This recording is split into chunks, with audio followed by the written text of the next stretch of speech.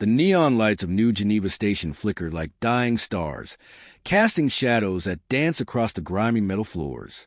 In the depths of Sector 7, where the wealthy never dared to venture, a young woman named Zara Chen sat hunched over a makeshift workbench.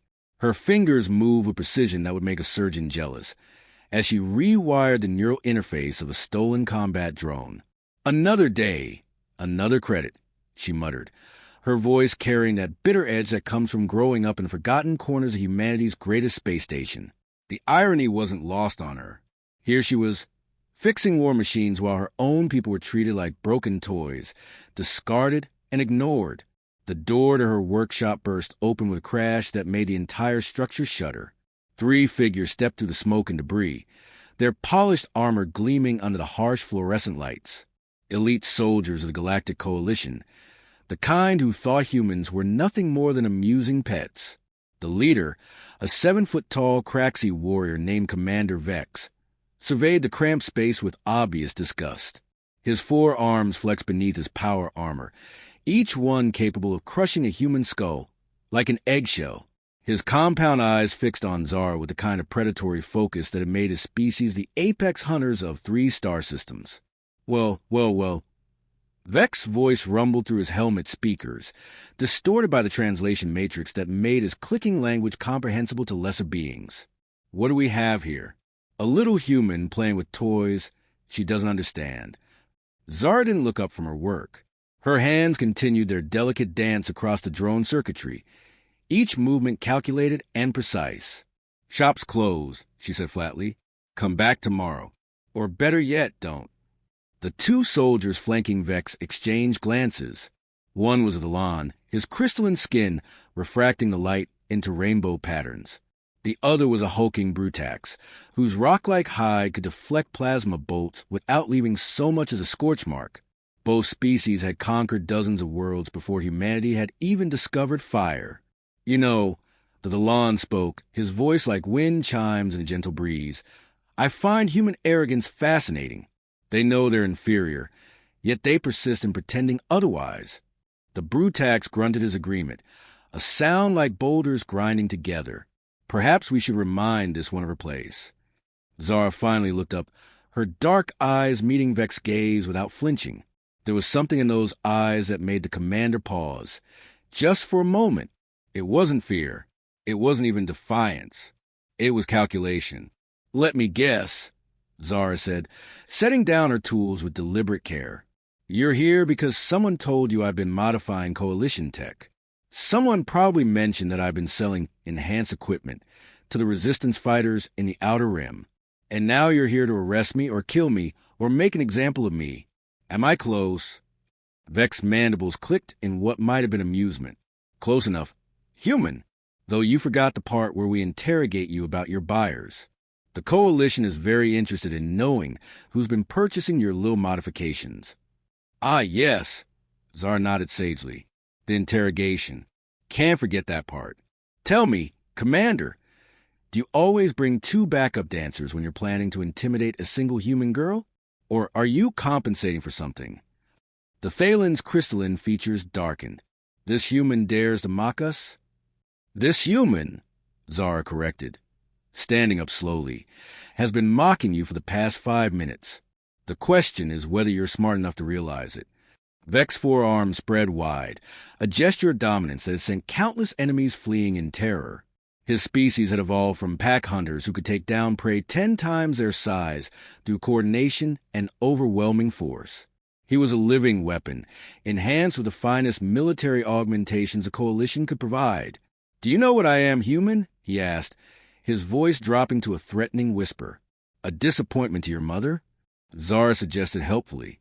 The workshop fell silent, except for the hum of the life support systems. Vex's compound eyes narrowed to slits. In the 300 years since first contact, no human had ever spoken to a coalition elite with such casual disrespect. "I am Commander Vex of the 47th Strike Battalion," he said, his voice rising with each word. "I have personally eliminated 17 rebel cells. I have brought order to 12 systems. I have killed more humans than you have brain cells." "Wow," Zara said, her voice dripping with mock admiration. 12 whole systems. Your guidance counselor must be so proud. Did they give you a gold star sticker? That did it. Vex lunged forward with a speed that made him a legend among coalition forces. His primary arms reached for Zara's throat, while his secondary arms prepared to deliver a finishing blow. The Dalan and Brutax moved to block the exits, ensuring their quarry had nowhere to run. What happened next would be talked about in hushed whispers throughout the station for years to come. Zara didn't dodge. She didn't duck or weave or attempt any of the evasive maneuvers that humans typically employed when facing superior opponents. Instead, she stepped forward, directly into Vex's attack. Her right hand shot up and caught his primary left arm at the wrist.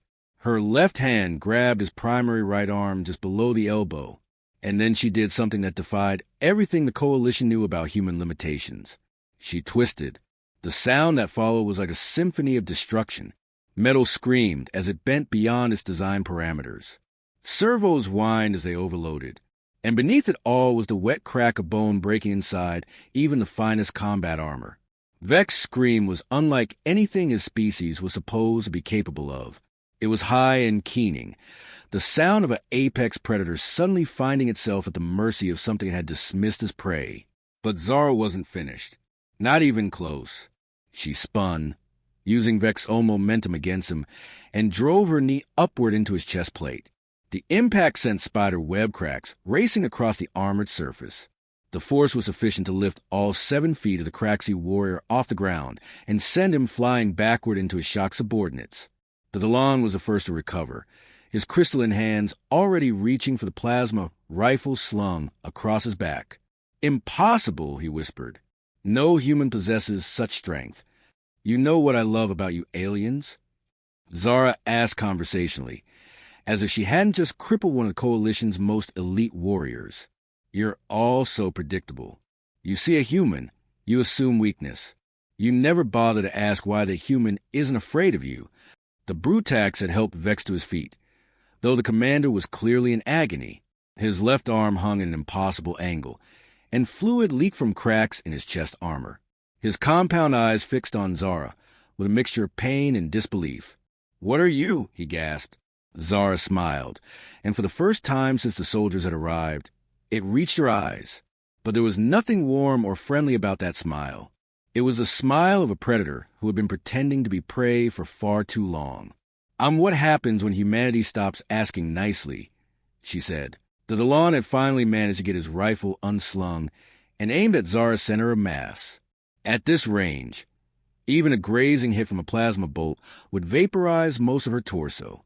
"Stand down, human, or I will end you where you stand." "Will you now?" Zara tilted her head slightly, studying the weapon with professional interest. Mark 7 plasma rifle. Decent range. Good stopping power. But the targeting system has a fatal flaw. The neural link interface is too slow for rapid target acquisition. "What are you talking about?" the Dalan demanded, though his voice carried a note of uncertainty. "I'm talking about this," Zara said, and moved. She didn't run toward the Dalan. She didn't leap or dive or perform any dramatic acrobatics. She simply took 3 quick steps to the left, paused for exactly 1 second, then took 2 steps to the right. The Thalen's rifle tracked her movement, but always seemed to be aiming at where she had been rather than where she was. The targeting system, designed to predict the movements of conventional opponents, couldn't compensate for the subtle irregularities in Zara's pattern. "Impossible," the Dalan muttered, his crystalline features reflecting his growing confusion. "The targeting computer should be able to lock onto any human," should be in the operative phrase. Zara agreed. But then again, your targeting computer was designed by idiots who think humans are predictable. She was close now. Close enough that the Dalan tried to bring the rifle to bear for a point-blank shot. But Zara's hand was already there, fingers wrapping around the barrel just as the weapon began to charge. What followed was a demonstration in applied physics that would have impressed professors at the Coalition's most prestigious military academies. Zara's grip on the rifle barrel was unbreakable, and when the Dalan tried to pull the trigger, the energy discharge had nowhere to go. The weapon exploded in his hands. The blast sent the Dalan flying backward into the workshop wall, his crystalline skin cracked and smoking. He slid to the floor and didn't get up, his rainbow refractions flickering like a dying hologram. That left the Brutax.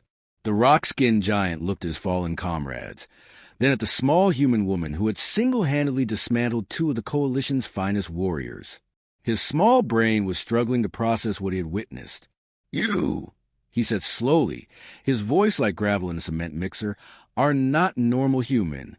Give the man a prize," Zara said cheerfully.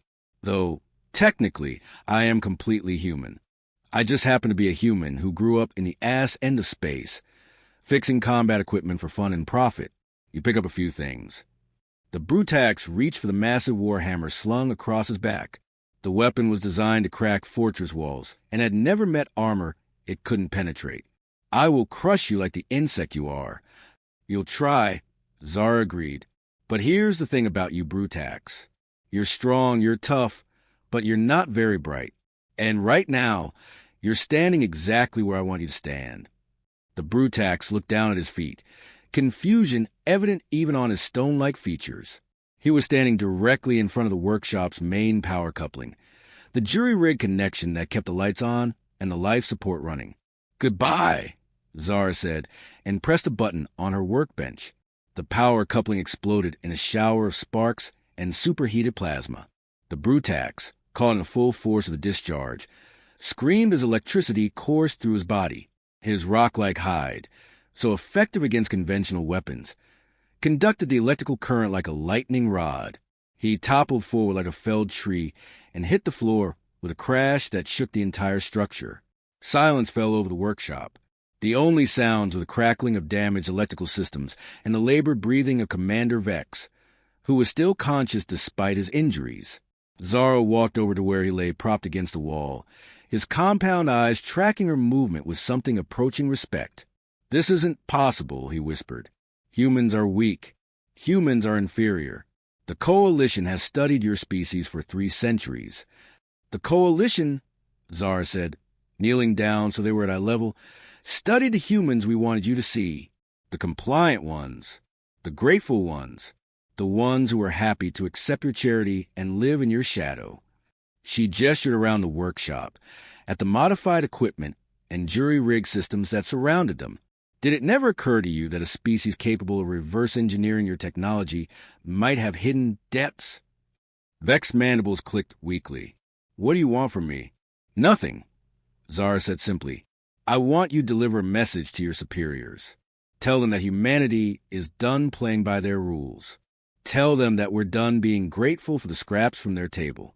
Tell them that the next time they send soldiers to intimidate humans, they better send more than 3. She stood up and walked back to her workbench, picking up her tools as if nothing had happened. "Oh, and Commander, next time you want to arrest someone, maybe do a little research first. You might be surprised what you learn." Vex struggled to his feet, his damaged armor whining with the effort. His subordinates were unconscious but alive, though they would need extensive medical treatment. He looked at Zara one last time, this small human who had single-handedly destroyed his unit. "This changes nothing," he said, though his voice lacked conviction. "The Coalition will not tolerate rebellion." Zara didn't look up from her work. "The Coalition will learn to tolerate whatever we decide to give them, because the alternative is finding out just how creative humans can get when we're properly motivated." As the 3 Coalition soldiers limped out of her workshop, nursing wounds that would take weeks to heal, Zara allowed herself a small smile of satisfaction. The first move had been made. The game had begun, and humanity was about to show the galaxy what they were really capable of. The revolution wouldn't start with armies or fleets or grand proclamations. It would start with one human girl in a workshop, proving that sometimes the most dangerous weapon in the universe is the one nobody sees coming. In the distance, alarms began to sound as station security responded to reports of an explosion in Sector 7. Zara Chen packed up her tools, encrypted her data files, and prepared to disappear into the maze of maintenance tunnels that honeycombed the station. She had work to do. Part 2, The Reckoning. 3 months had passed since the incident in Sector 7, and the galaxy was beginning to understand that something fundamental had shifted in the balance of power. What had started as a single human's act of defiance had sparked a wildfire resistance that spread across a dozen star systems. Zara Chen stood on the observation deck of the captured Coalition cruiser, Sovereign's Pride, watching as a planet Kepler 442 be rotated slowly beneath them. The world's surface was scarred with the remnants of recent battles, liberation conflicts where human resistance fighters had finally said enough was enough. "The Council is requesting your presence in the war room," said Marcus Webb, her second-in-command and former coalition. Turncoat, the tall, scarred man had once been a human loyalist of the coalition until he witnessed what they really thought of the species. Now he served the resistance with the fervor it converted. "Let them wait," Zara replied, not turning from the viewport. "I'm enjoying the view. It's not often you get to see the collapse of a 300-year-old empire in real time." Marcus moved to stand beside her, his reflection ghosting across the transparent aluminum. "The intelligence reports are coming in from across the sector. 17 coalition outposts have gone dark in the past week alone. The Craxi Third Fleet is requesting reinforcements they don't have, and the Delan Assembly is calling for emergency sessions to discuss the human problem." Zara's lips quirked upward in a humorless smile. "The human problem. I like that. It has a nice ring to it." A soft chime indicated an incoming transmission. The holographic display materialized in front of them, showing the familiar figure of Admiral Sarah Cross, leader of the Lunar Resistance and the closest thing the rebellion had to Supreme Commander. "Zara," Admiral Cross said without preamble, "we've received intelligence that the Coalition is planning a major offensive. They're calling it Operation Final Solution." "Creative," Zara observed dryly. "I assume they're not planning to send us gift baskets and apology notes." 12 battle fleets, including the Craxi Deathbringer Squadron and the Brutax Hammer Corps. They're planning to make examples of every world that harbor resistance fighters. Complete orbital bombardment, followed by systematic elimination of all human populations. The observation deck fell silent, except for the hum of the ship's life support systems. Marcus cursed under his breath, running calculations in his head. "That's over 50,000 ships. We have maybe 300 vessels that could be considered combat-worthy." "Numbers are for accountants," Zara said, her tone conversational but her eyes hard as steel. "What's their staging point?" "The Nexus Prime shipyards," Admiral Cross replied. "They're consolidating the entire fleet at the most heavily defended facility in Coalition space. 47 defense platforms, each one capable of destroying a capital ship, minefields that extend for 3 light hours in every direction, and a garrison of over 2 million troops." "Perfect," Zara said, and both Marcus and Admiral Cross stared at her as if she'd lost her mind. "Perfect." Marcus sputtered. "Zara, that's the most fortified position in known space. It's military suicide to attack it directly." "Who said anything about attacking it directly?" Zara turned from the viewport, and the smile on her face was the kind that made seasoned warriors take involuntary steps backward. "Admiral, how long until their fleet is fully assembled?" 72 hours, maybe less." "Good. That gives us just enough time." "Time for what?" Admiral Cross asked, though something in her voice suggested she wasn't sure she wanted to know. "Time to remind the Coalition why humans conquered their own planet before we ever met them," Zara replied. "Marcus, contact all resistance cells. I want every ship we have, no matter how damaged or obsolete, ready for departure in 6 hours. "Zara," Marcus said carefully, "what exactly are you planning?" She walked past him toward the bridge, pausing only to look back over her shoulder. "Something that's either brilliant or completely insane. Possibly both." 6 hours later, the most unlikely fleet in galactic history departed from coordinates scattered across 17 star systems. Ancient cargo haulers flew alongside military vessels stolen from coalition forces. Civilian transports that had been hastily armed with salvaged weapons kept formation with purpose-built warships. Mining ships, colony vessels, even a few pleasure craft joined the armada that was converging on coalition space. At the head of this ragtag fleet, Zara stood on the bridge of the Sovereign's Pride, studying holographic displays that showed coalition force deployments throughout the sector. Her fingers danced across tactical interfaces with the same precision she had once used to repair combat drones. "Ma'am," called Lieutenant Torres from the communications station, "we're receiving surrender demands from Coalition Command." They're offering to negotiate if we turn ourselves in for processing. Processing, Zara repeated thoughtfully. That's a nice euphemism for mass execution. Tell them I'll consider their offer right after I finish consideration of their previous offer to treat humans as equals. Should take about the same amount of time. The bridge crew chuckled, though the sound was tinged with nervous energy. They all knew what they were flying into, and the odds weren't exactly in their favor. Fleet status report, Zara called out. 287 vessels have reached the rally point, Marcus reported from the tactical station, ranging from a heavy cruiser Freedom's Dawn down to the civilian transport Happy Accident. Total crew complement approximately 45,000. Against over 50,000 coalition warships, observed Commander Elena Vasquez, the former coalition intelligence officer who had defected after discovering her government's true plans for humanity. Even with the element of surprise, the mathematics are not encouraging. Mathematics never won a war, Zara said, studying the tactical display with intense concentration. Will and determination win wars. Fear and desperation win wars. And right now we have plenty of both. The fleet dropped out of hyperspace at the edge of the Nexus Prime system, their sensors immediately detecting the massive coalition force assembled around the shipyards. The enemy fleet was even larger than intelligence had suggested, a vast constellation of warships that stretched across millions of cubic kilometers of space. Sweet mother of stars, breathed Torres, staring at the sensor readings. They've got dreadnoughts out there. I count at least 12 of them. Dreadnoughts are big, Zara observed. Big ships have big weaknesses. Marcus, begin Phase 1. Across the human fleet, cargo holds that should have contained supplies or civilian equipment instead disgorged thousands of small pods.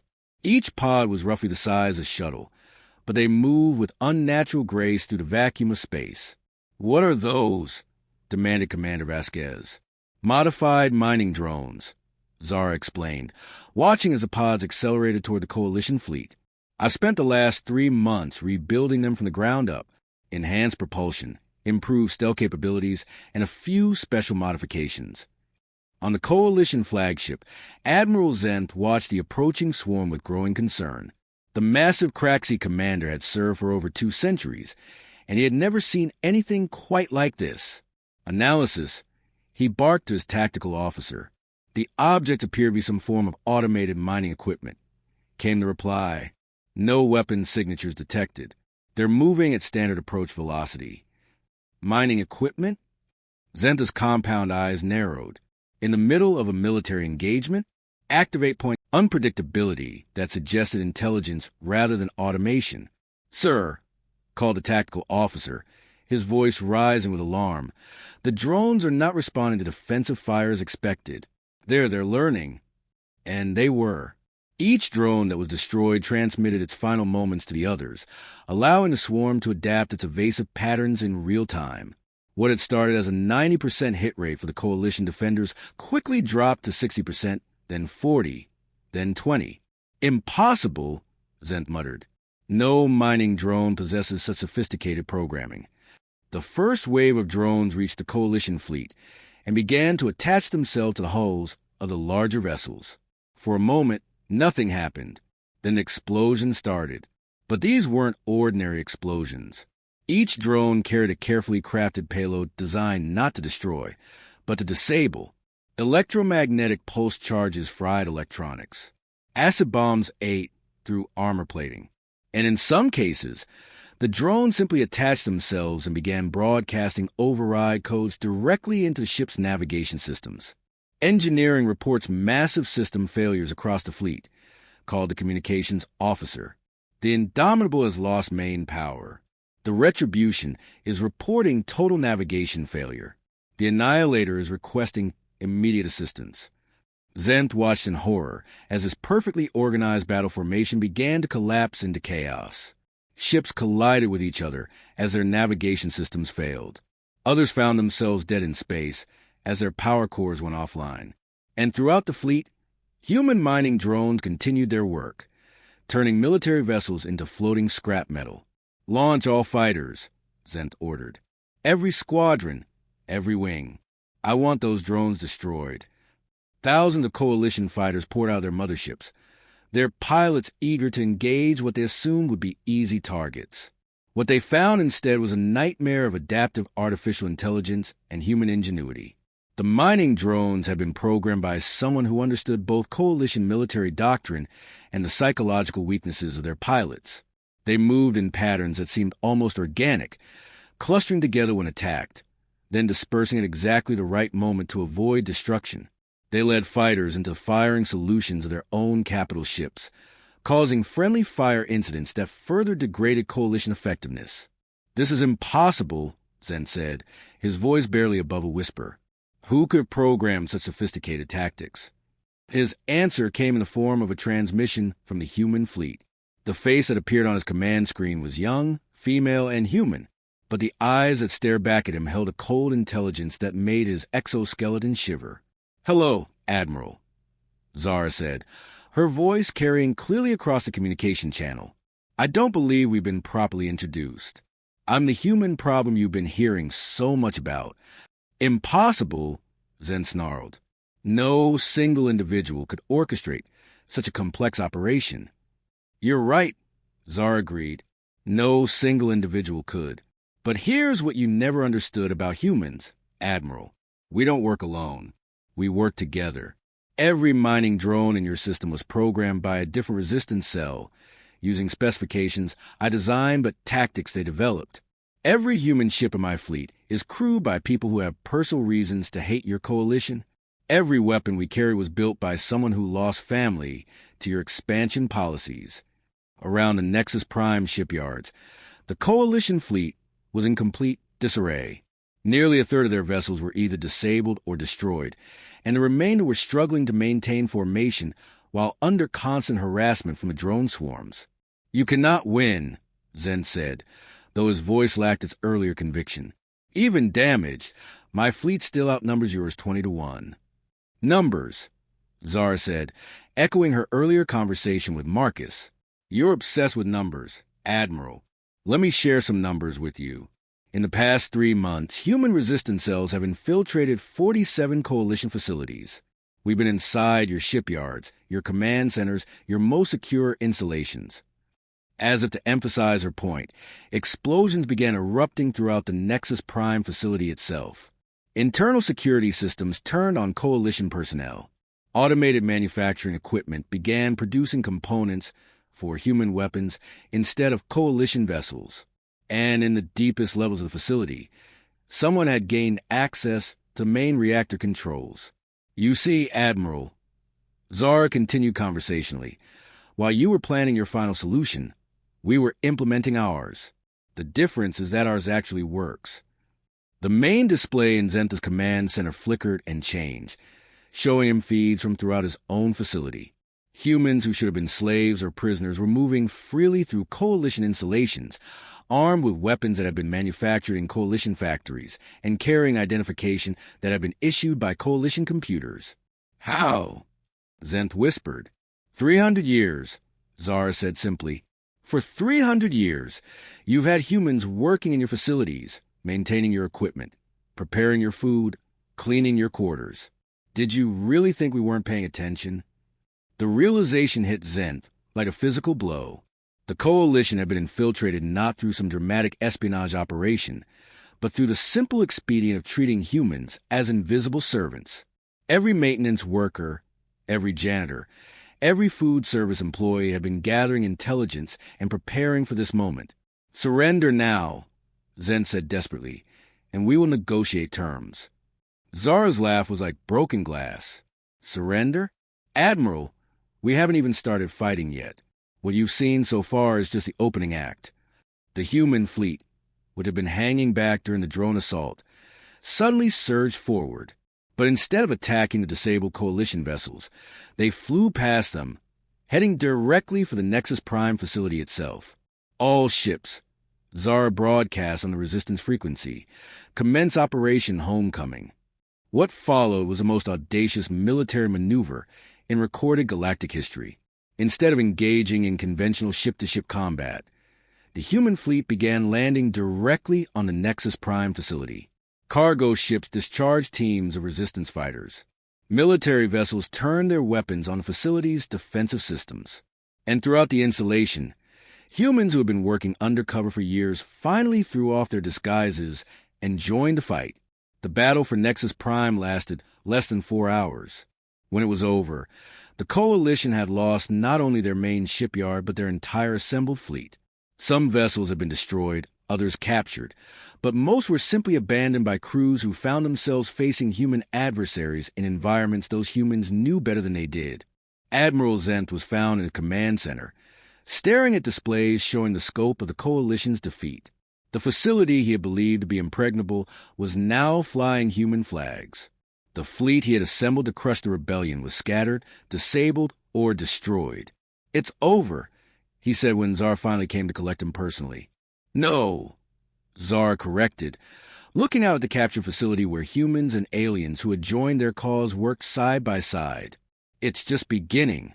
She turned to face the defeated admiral, and her expression was not one of triumph but of grim determination. "For 300 years, your Coalition taught us that we were inferior, that we needed your guidance, your protection, your charity. You were half right. We didn't need to learn from you. We learned about technology, about organization, about the importance of unity in the face of overwhelming odds." She gestured toward the viewports where the remnants of the Coalition fleet drifted helplessly in space. "But most importantly, we learned never to underestimate an enemy. It's a lesson you should have paid attention to." As Zara walked away from the broken admiral, she could hear the sounds of construction beginning throughout the facility. Humans were already at work, converting Coalition military infrastructure to serve their own purposes.